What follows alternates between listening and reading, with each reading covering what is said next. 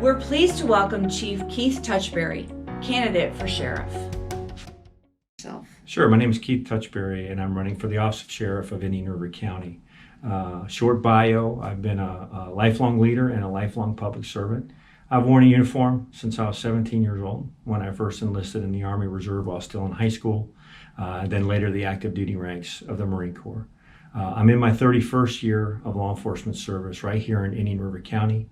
I got my start with the Vero Beach Police Department in 1989 when I was honorably discharged from the Marine Corps as a sergeant, and I worked my way up through the ranks in that organization to achieve the level of captain and second in command before I became the police chief in Fellsmere. I've had a parallel career in the classroom pretty much my entire time as a law enforcement officer. I currently teach at Indian River State College in our criminal justice leader program. I'm the primary ethics instructor for the Florida Institute of Technology criminal justice degree program online. And I also teach ethics for the Florida Police Chiefs Association. And I've recently been contracted by the Florida Department of Law Enforcement to teach ethics to sergeants enrolled in a leadership program that's held throughout the state a few times a year. So I'm very proud of that. I feel like when the state of Florida wants someone to teach ethics to law enforcement officers, they're calling on Keith Touchberry, and I feel very proud of that. Other than that, my wife Kim and I have been married for 29 years, and we have 2 kids. They are adults, and we just enjoy living here in Indian River County, and it's a great community to live in and work in, and we're looking forward to this race, this election.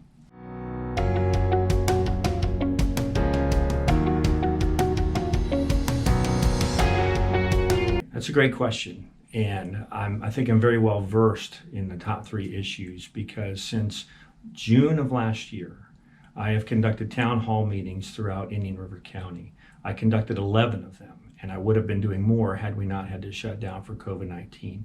And the primary topic of those town hall meetings was to talk about police and community relations. And so, you give the room the microphone, and they're going to accept that, and they're going to tell you what their issues and concerns are. So the top 3 issues I think I'll break down internally and then externally from a community relations standpoint. And then we need to think about bigger picture globally or mostly regionally, if you will, with what's happened in Minneapolis and the cries for criminal justice reform. But locally with the Indian River County Sheriff's Office, what I have learned from the public, hundreds of people who showed up for these town hall meetings, is that the community has lost respect for and trust in our Sheriff's Office. And they have cited numerous examples as to why they have lost that respect and that trust. It stems from the poor quality of service during calls, investigations, deputies trying to connect with people on social media after calls for service. In one case, a woman cited a woman who a deputy messaged her on Facebook immediately after the traffic stop, wanting to know if you were the woman I just stopped. And so it begs the question, why did you really stop that motorist? And so I know that issue's been addressed, and I want to give credit where credit is due because I did get a phone call from the Sheriff's Office about that, and I gave them all the information that I could. And I know there are good people who work there who just want good leadership. But I've been very vocal about the need for change as a result of the information obtained from these meetings, my experience as a law enforcement leader in Indian River County for the past 31 years, my education level, my training through the Southern Police Institute, a phenomenal finishing school for police leaders at the University of Louisville, Kentucky, and just the fact that I teach ethics at different schools and for the state of Florida.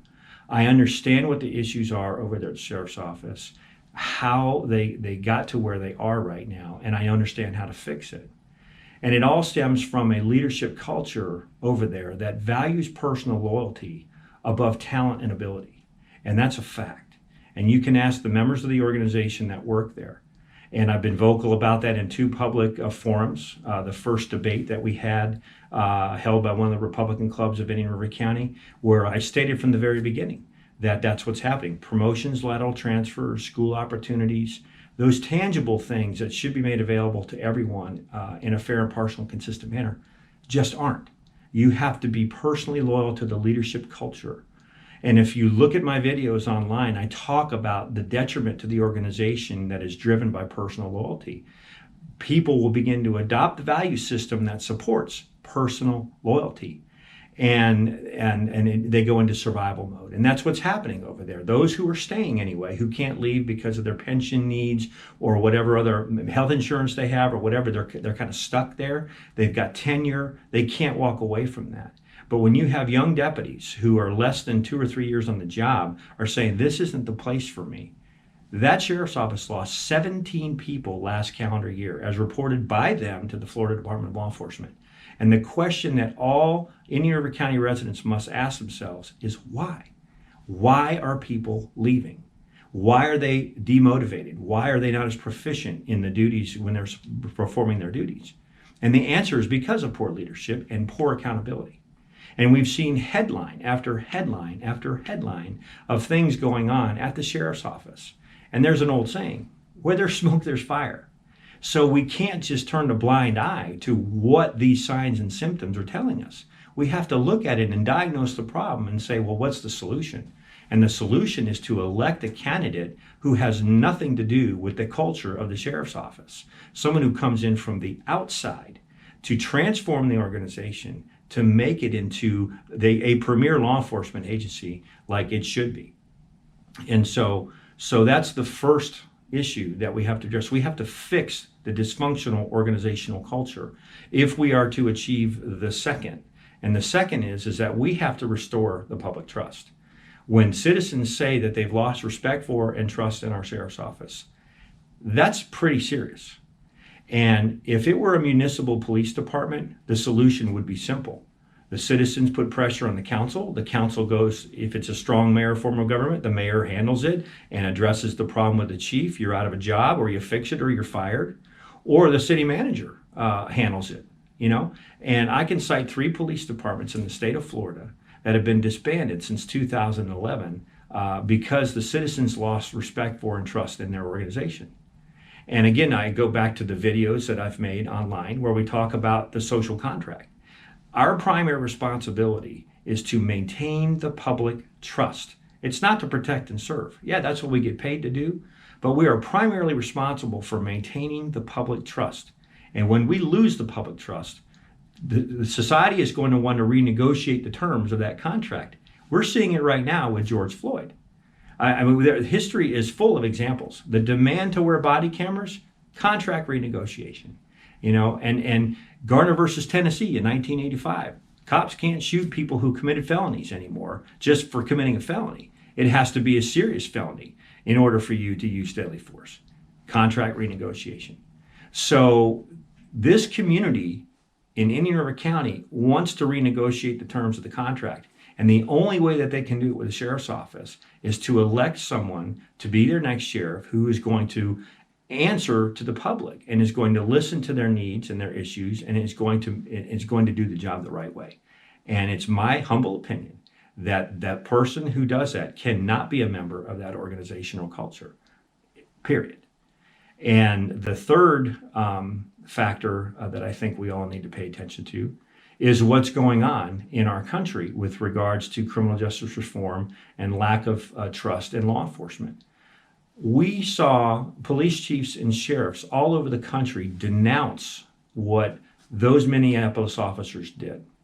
And it wasn't just that officer who took George Floyd's life, but it was those other officers that stood by and lacked the moral courage to do the right thing.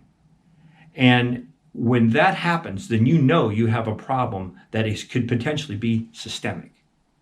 So let's transfer that to the Indian River County Sheriff's Office, where we have seen headline after headline of things that we know are considered official misconduct. It's not just those individuals that are accused of those actions that we must think about. We must look at the culture of the organization and the other officers who knew but failed to act or do something because they lacked the moral courage. And I know, and I go back to what I said earlier, that organization is comprised of many, many great men and women who are honest and they just want good leadership.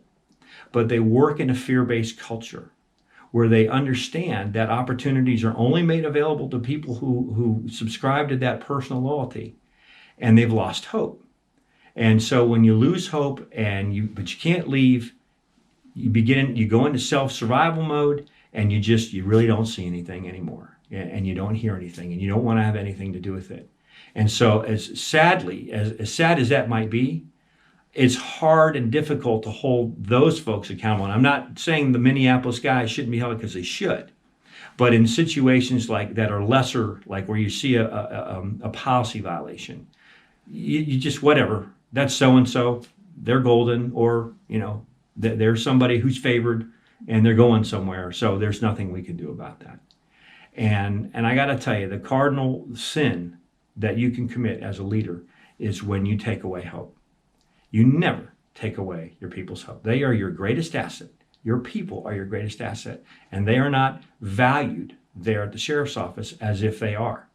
And I can only quote a deputy sheriff who said last September to the county commission during the impasse hearing for the contract negotiations, after 9 months of being an impasse, that deputy stood in front of the sheriff and his command staff and the entire commission and everyone who was watching and said these words: undervalued, unimportant, and unrecognized for our service.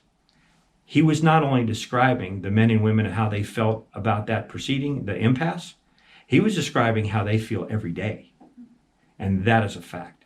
And so until we can fix the culture, and until we can fix the broken and severed relationships in the community, we're not going to be able to successfully address these global issues that will descend upon Indian River County. We've got criminal justice reform looming over our heads. And that was already slated for the legislature in Florida. As a member of the legislative committee with the Florida Police Chiefs Association, I already know, and our members already know, that criminal justice reform is on the slate for the next session. Now it's going to be with the George Floyd incident in mind. And so what does our legislature have in store for us? And what are going to be the solutions moving forward? We're not even going to be able to effectively address those things unless we address those first two. That's how serious this is. And this is an important election as a result. I feel I'm the candidate to be your next sheriff because of my experience and my background, my knowledge of running an ethical organization, from my leadership abilities, from my experience. I've worked my way up through the ranks, one rank at a time. I've never skipped a rank.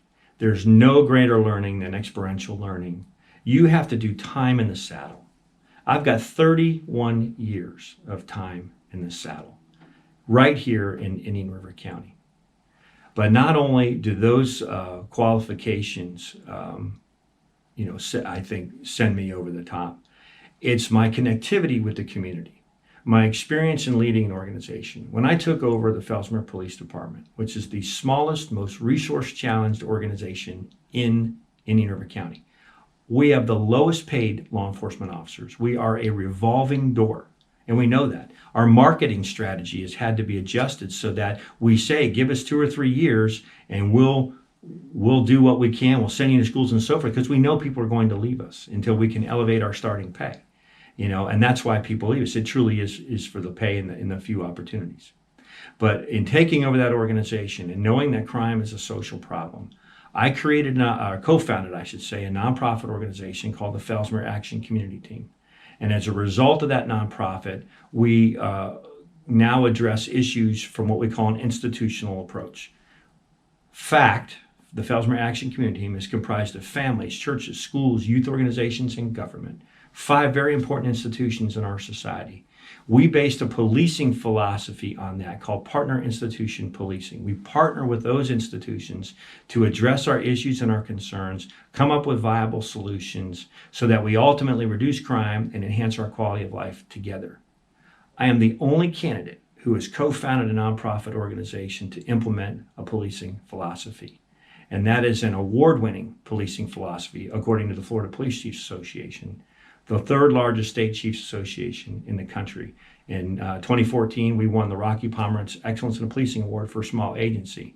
And we've won that award twice, and I've been there 6 years. So I feel that my ability to collaborate in the community, to work with groups and nonprofits and other stakeholders to identify our common issues and concerns, and turn that around to solutions so that we can reduce crime and enhance our quality of life, I think that speaks volumes for my ability to be the next sheriff of Indian River County. I've been endorsed by the Florida Police Chiefs Association, the third largest state chiefs association in the country.